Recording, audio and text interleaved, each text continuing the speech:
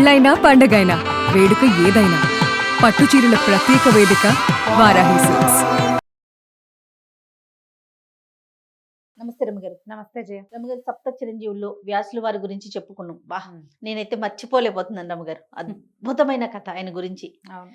Next ఎవరు? నాలుగో వారు ఎవరు? హనుమాన్. వావ్. ఆంజనేయ చరిత్ర. జై హనుమాన. ఆంజనేయ చరిత్రను తెలియని వాళ్ళు ఎవరు జయ? అవునండి. ఇప్పుడు నిత్యనూతనంగా ఉండే కథలు. ఈ యుగంలో, త్రేతాయుగంలో రావణాసురుడి అభ్యున్నతి, అతను చాలా గొప్పవాడైపోవటం, పరాక్రమశాలిగా ఉండటం, తపస్సంపన్నుడుగా పరిణమించటం ఒక పాయింట్, ఒక దశ, ఒక రకం అనుకో. అతను భూమి మీద, అన్నిటి మీద, సమస్త ఆర్యావర్తం మీద ఆధిపత్యానికి ప్రయత్నం చేయటం, దేవతల్ని లొంగదీయటం, పాతాళాన్ని తన అదుపులో ఉంచుకోవటం, సమస్త ప్రపంచాన్ని గడగడలాడించే ధోరణిలో ఉండటం. ఇప్పుడు పుట్టాడు రావణాసురుడు. చాలా పెద్దవాడు. అయితే రావణాసురుడి పూర్వగాథ మనం పరిశీలిస్తే, వైకుంఠ ద్వారపాలకులైన జయ విజయులు ఇద్దరు సనక సనందనాదులతోటి శపించబడి భగవంతుడికి దూరమైపోయి తొందరగా మళ్ళీ ప్రభువుని చేరడానికి, స్వామిని చేరేందుకు సులువైన మార్గాన్ని ఆయనే స్వామే ఉపదేశించగా, 3 జన్మలు విష్ణుద్వేషులుగా ఉండి నన్ను చేరుకోండి, లేదా 100 జన్మలు భక్తులుగా ఉంటారా, 3 జన్మలు శత్రువులుగా ఉంటారా. అంటే 3 జన్మలు అంటే అయిపోతుంది. 100 అంటే ఎన్ని జన్మలు? స్వామి సేవకి దూరం అవటం ఇష్టం లేక ఈ 3 జన్మలని వాళ్ళు ఎంచుకున్నారు, జయ విజయులు ఇద్దరు. జయ విజయులు అంటే విష్ణు ద్వారపాలకులుగా ఉండేవాళ్ళు, సాక్షాత్ విష్ణు స్వరూపులుగా కనపడతారు. వాళ్ళకు కూడా చాలా ప్రాధాన్యత ఉంటుంది. ప్రతి దేవాలయంలోనూ బయట నిలబడి ఉండే జయ విజయులు ఇద్దరు కోరలు ఒకటి కనపడుతూ ఉంటాయి. కొన్ని చోట్ల కోరలు ప్రత్యేకంగా పెడతారు, కానీ శంఖచక్రధారులు పద్మమాలాలంకృతులుగా కనపడతారు. స్వామివారు ఎట్లా ఉంటాడో ఆ ద్వారపాలకులు కూడా అటకే ఉంటారు. జయుడు విజయుడు వీళ్ళు పుట్టారు భూలోకంలో. ఎలా పుట్టారు? భూలోకము అనకూడదు, రాక్షసులుగా జన్మించారు. మొదట హిరణ్యాక్ష హిరణ్యకశిపులుగా పుట్టారు. కృతయుగంలో హిరణ్యాక్ష హిరణ్యకశిపులుగా పుట్టారు. హిరణ్యాక్షుణ్ణేమో విష్ణువు వరాహ రూపంలో సంహరించాడు. హిరణ్యకశిపుణ్ణి అతని కోరిక మేరకు నరకేసరిగా జన్మించి పుట్టి అప్పటికప్పుడు సద్యోజాతుడు క్షణంలో పుట్టేశాడు.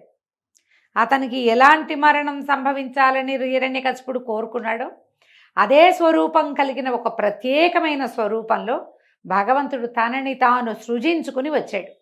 వచ్చి హిరణ్యకశిపుడిని కూడా సంహరించాడు. ఆ జన్మలు అయిపోయింది. మళ్ళీ వీళ్ళిద్దరూ రావణ కుంభకర్ణులుగా జన్మించారు. రాక్షసులు అనగానే అదేదో వేరే జాతి అని అనుకోవటానికి వీల్లేదు. మనం బ్రహ్మ యొక్క సంతానం. బ్రహ్మదేవుడు ప్రజాపతుల్ని సృష్టించాడు. కశ్యప ప్రజాపతిని సృష్టించారు. కశ్యప ప్రజాపతికి అదితి వల్ల కలిగిన వాళ్ళు ఆదిత్యులు దేవతలు, దితి వల్ల కలిగిన వాళ్ళు దైత్యులు. ఆయనే సంతానం. ఇప్పుడు బ్రాహ్మణుని సంతానమే కదా వాళ్ళు. రకం వేరు, అంతే, లక్షణాలు వేరు. కానీ వీళ్ళు కూడా శివపూజా ధురంధరులు, నిత్యము సంధ్యావందనాదులు చేసేవాళ్ళు, త్రికాల సంధ్యావందనము చేయవలసిన వాళ్ళు, చేసేవాళ్ళు, యజ్ఞయాగాదులు చేయవలసిన వాళ్ళే, తపస్సుకి అర్హత ఉన్న వాళ్ళే, ఎంతో తపస్సు చేసి బ్రహ్మదేవుణ్ణి సాధించి ఆయన అడిగి వరాలు పొందిన వాళ్ళే. వాళ్ళకి తాతే ఆయన. కశ్యప ప్రజాపతి కుమారుడు పులస్త్యుడు, అతని యొక్క కుమారుడు రావణాసురుడు. పులస్త్యుడు కూడా మహా ఋషిగానే ఉన్నాడు, ఆయన కూడా తపస్విగానే ఉన్నాడు. ఆయనకి కలిగిన సంతానమే రావణాసురుడు, కుంభకర్ణుడు. వీళ్ళిద్దరుగా జన్మించారు వాళ్ళు మరుసటి జన్మలో. ఇప్పుడు బ్రాహ్మణులే. గుణాలు, రాక్షస గుణాలు ఉన్నా కూడా అదే. అయితే ఈ రావణాసురుడు ఎప్పుడో పుట్టాడు. త్రేతాయుగం మొదట్లోనే. రాముడు మధ్య సగపడైపోయిన తర్వాత పుట్టాడు ఈయన.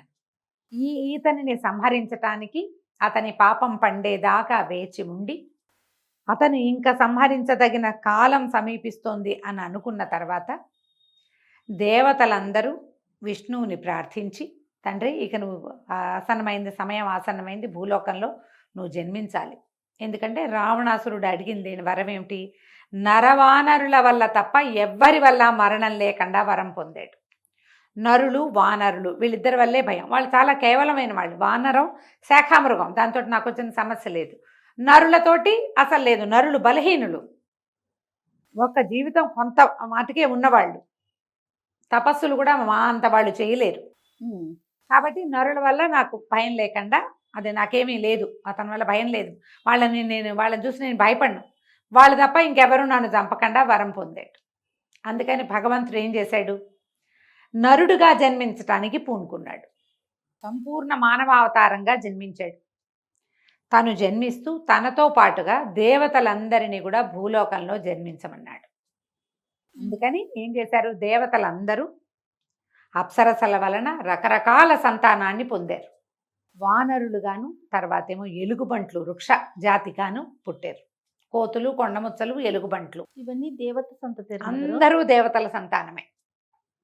అందరూ వాళ్ళు సుగ్రీవులు వీళ్ళందరూ కూడా కొంతమంది ఋషుల వల్ల, కొంతమంది దేవతల వల్ల, ఇట్లా దేవతాంశలతోటే జన్మించారు. మహాబలవంతులైన వాళ్ళు. కోతంటే ఎంత ఉంటుంది, దానికి యుద్ధ విద్యలు ఏమిటి, అవన్నీ ఎట వచ్చాయి, ఇది వల్ల వచ్చాయి. అయితే భగవంతుడు తను జన్మించటానికి ఆసరాగా ఎవరిని చూసుకున్నాడు, అప్పటికే భగవంతుని యొక్క అంశావతారమైన పరశురాముడు భూలోకంలో ఉన్నాడు, అంశాస్వరూపంగా ఉన్నాడు. ఇప్పుడు పూర్ణావతారుడుగా జన్మించాలి. అందుకని పుత్ర సంతానం కోసం యజ్ఞం చేస్తున్న దశరథుడికి సంతానంగా పుట్టడానికి రాముడు భగవంతుడు పూనుకున్నాడు. తనతో పాటుగా ఆదిశేషు తన ఆయుధం అంటే తన పడకైనటువంటి తనతో పాటు ఉండేటువంటి ఆదిశేషుని, తన ప్రధాన సేవకుడైన ఆదిశేషుని తనకు తమ్ముడుగా జన్మింపజేశాడు. ఆయన యొక్క శంఖచక్రాదులే భరత శత్రుఘ్నులు అంటారు. శంఖచక్రాలు అంటే భుజబలాలు, ఆయన యొక్క భుజాలే ఇట్లా జన్మించినాయని, ఆయనలోని భాగాలే వాళ్ళు జన్మిస్తామని చెప్పారు. అప్పుడు ఈ దేవతల అంశలతో జన్మించిన అందరితో పాటుగా రుద్రాంశ సంభూతుడైన ఆంజనేయుడు కూడా జన్మించాడు.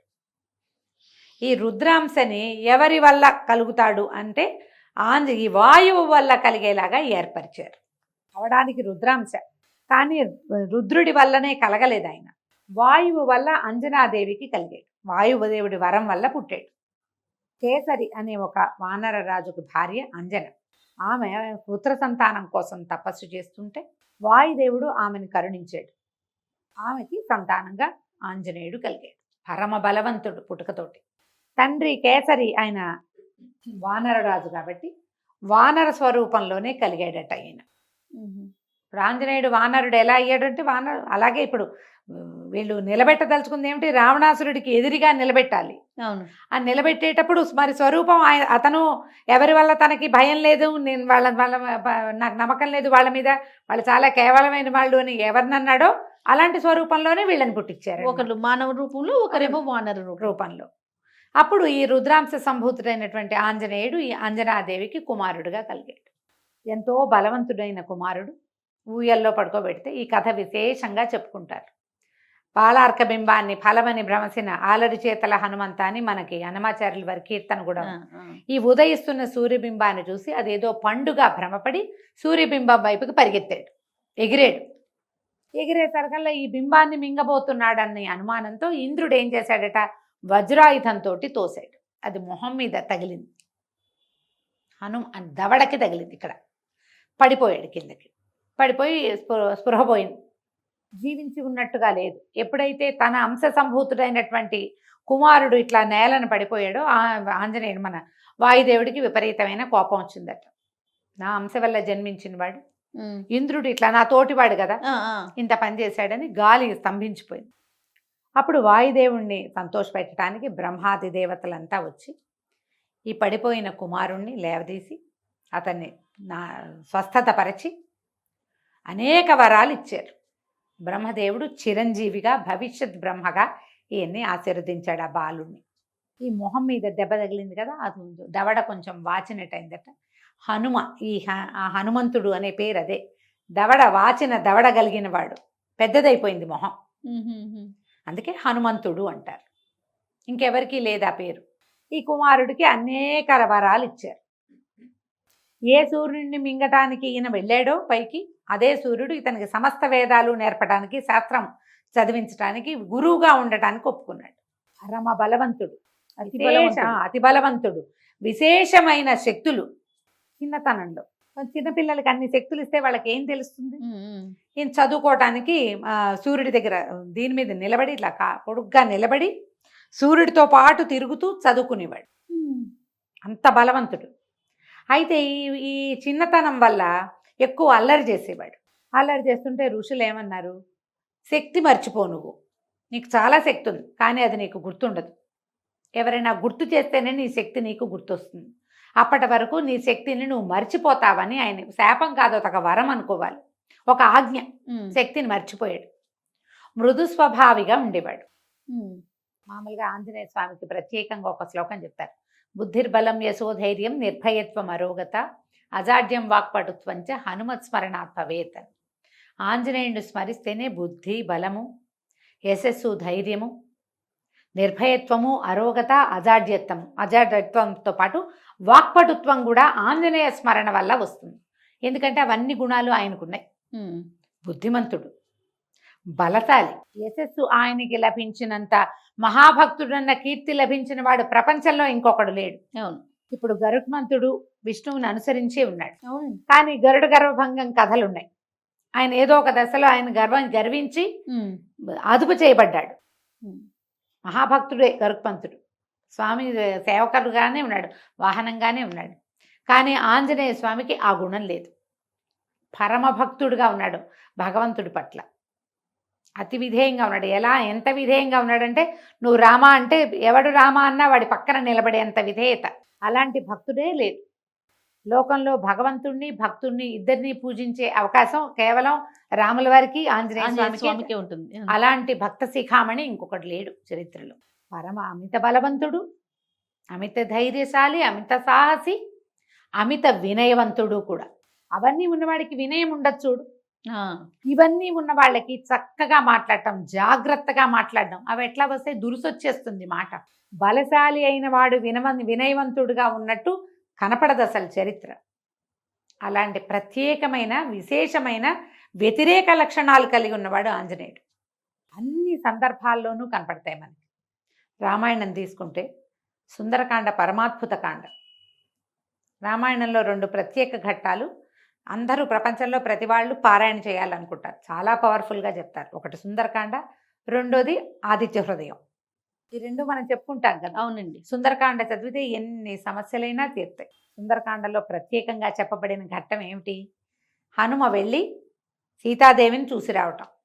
సీతాదేవిని నేను చూశానని రాముల వారికి వచ్చి చెప్పటం. ఈయన తన బలాన్ని తెలుసుకుని సముద్ర లంఘనం చేయటం, సీతాదేవి కనపడడం, ఆమెను వెతకటం, సీతాన్వేషణ కూడా. ఆ అన్వేషణలో ఆయన రకరకాల వాళ్ళని చూసి రకరకాల భావోద్వేగాలకి గురవటం. సీతాదేవి దొరకలేదని బెంగపెట్టుకోవటం. కనపడదు, దొరకలేదు ఆయనకి. ఇప్పుడు నేనేం చేయాలి, ఎలా చెప్పను? చెప్తే ఆయన ఏమైపోతాడు? ఆయన రాముడేమైనా అయితే లక్ష్మణుడు ఏమవుతాడో, మాట దక్కలేదని సుగ్రీవుడు ఏమైపోతాడు, వీళ్ళంతా ఏమవుతారు అని బెంగపెట్టుకుంటాడు. చివరికి అశోకవనంలో సీతను చూస్తాడు. రావణాసురుడితోటి మాట్లాడతాడు. ప్రపంచంలో మొత్తం వాంగ్మయంలో అంటే మనం పుస్తకాలు పురాణాలలో 2 దౌత్యాలు అత్యద్భుతమైనవి. ఒకటి ఆంజనేయుడు చేసింది, దూతగా వెళ్ళాడు. మళ్ళా కృష్ణ పరమాత్మ చేశాడు దూతగా. ఈ 2 ప్రత్యేకమైన ఘట్టాలు కదా. ఎంత చాలా బాగా మాట్లాడతాడో రావణాసురుడిని ఒప్పించడానికి. అతను ఒప్పుకోడు. వాళ్ళు యుద్ధానికి తెగబడ్డారు, ఆయన యుద్ధము చేశాడు. లంకాదహన ఘట్టం తర్వాత మళ్ళీ సీతాదేవి ఏమైందోనని బెంగపెట్టుకోవటం. మళ్ళీ ఆవిడని చూసి స్వస్థత పడి ఆమె ఇచ్చిన ఆ శిరోమణిని తీసుకుని అలా రాముల వారి దగ్గరికి వెళ్ళటం, సీతాదేవిని చూసామని చెప్పటం. మొత్తం సుందరకాండ అంతా ఆంజనేయుడే హీరో. దానికి ప్రతి ఘట్టము విశేషంగానే కనపడు. యుద్ధంలో కూడా ఆంజనేయుడు చేసినన్ని చమత్కారాలు చేసిన వాళ్ళు ఎవరూ లేరు. యుద్ధానికి యుద్ధం చేశాడు. మధ్యలో లక్ష్మణస్వామి మూర్ఛపోతే ఆ సంజీవిని పర్వతాన్ని తీసుకొచ్చాడు. మళ్ళీ వీళ్ళు వెనక్కి మొత్తం యుద్ధం అంతా అయిపోయిన తర్వాత రామలక్ష్మణుల సీతా సమేతంగా వీళ్ళందరూ బయలుదేరితే మొట్టమొదట భరతుడికి రాముల వారు తిరిగి వస్తున్నాడని చెప్పడానికి కూడా ఆంజనేయ స్వామినే పంపించారు. నందిగ్రామంలో వచ్చి ఇక్కడ భరతుడు ఇక్కడ ఉన్నాడు, ఈ సమయం దాటితే మా తమ్ముడు తొందరపడతాడేమో, నువ్వు వెళ్ళి చెప్పిరమ్మని ఆంజనేయ స్వామిని పంపారు. ఎందుకంటే చక్కగా మాట్లాడటం ఆంజనేయుడి దగ్గరే నేర్చుకోవాలి. చక్కగా మాట జాగ్రత్తగా చెప్పి సీతారామ లక్ష్మణులు వచ్చేస్తున్నారు, నువ్వేం తొందరపడద్దు, వాళ్ళకి స్వాగతం చెప్దామని తను అక్కడ నిలబడి వాళ్ళకి స్వాగతం చెప్పాడు భరతుడితో. ఎప్పటికీ రామభక్తుడుగానే ఉండిపోయాడు. ఇప్పటికీ జీవించి ఉన్న ఆంజనేయ స్వామి ఎక్కడ ఉన్నా రామనామం ఎక్కడుందో అక్కడకు వచ్చి ఉంటాడు. భక్తాగ్రగణ్యులలో ప్రహ్లాద నారద పరాశర పుండరీక వ్యాసాంబరీషులు అని చెప్పుకున్నా కూడా ఆంజనేయుడే అగ్రగణ్యుడు. మిగిలిన వాళ్ళు ఎవ్వరూ దైవాలుగా పూజింపబడే వాళ్ళు లేరు. అవును, ఇంతమంది భక్తులున్నా వాళ్ళలో తనే దైవంగా ఉండగలిగిన వాడు ఆంజనేయుడే. ఆయన ఈ సప్త చిరంజీవుల్లో ఒకటిగా ఉన్నాడు. ఈ మిగిలిన వాళ్ళందరూ సప్త చిరంజీవులు, వాళ్ళని తలుచుకుంటే మనకి అపమృత్యువు పోతుంది. ఆంజనేయుడు ఒక్కడిని తలుచుకుంటే మనకి ఎన్ని లభిస్తాయో. బుద్ధిబలం, యశోధైర్యం చెప్పుకున్నామా, అవును, నిర్భయత్వము, అరోగత, అనారోగ్యం పోతుంది. అజాడ్యం అంటే మందకొడితనం పోతుంది. వాక్పటుత్వం, చక్కగా మాట్లాడడం ఆంజనేయ స్వామి వల్లే వస్తుంది. మిగిలిన ఎవరికి ప్రత్యేక కీర్తనలు లేవు. ఆంజనేయ స్వామికి మాత్రం హనుమాన్ చాలీసా ఉంది. తులసీదాస్ గారు అవధిలో రాసినా మనం తెలుగులో పాడుకున్నా ఖచ్చితంగా ఉన్నది. ఆయన్నే పిలవక్కర్లా, మనం రామ అనుకున్నా ఆయన వచ్చి మన దగ్గర నుంచుంటాడు. అది పిల్లలకి రామనామస్మరణ చేయటం నేర్పించండి. రామ అంటే ఆంజనేయుడు నిలబడతాడు. ప్రత్యేక సందర్భాలు ఆయన జన్మదినం కూడా జరుపుకుంటాం కదా మనం. అవును, కదా? హనుమత్ జయంతి జరుపుకుంటాం. సంవత్సరంలో 2 సార్లు చేస్తారు అవి. ప్రాంతాల వారీగా చిన్న చిన్న మార్పులు ఉన్నా కూడా ఆంజనేయ స్వామికి ప్రీత్యర్థం ఏం చేస్తాం మనం, పానకము, వడపప్పు లాంటివి చేసుకుంటాం. సింధూరం అంటే ఆయనకి ప్రీతి, రామనామం అంటే ప్రీతి. ఎక్కడ రామాయణం చేయబడుతుందో అక్కడ ఆంజనేయ స్వామి ఉంటాడు, సహాయం చేస్తాడు, తోడుగా నిలబడతాడు. మహాబలశాలిగా ఉండటం వల్ల ఆయన మన వెనకాల ఒక కర్ర పట్టుకుని ఒక బలశాలి నిలబడితే ఎంత ధైర్యం మనకి.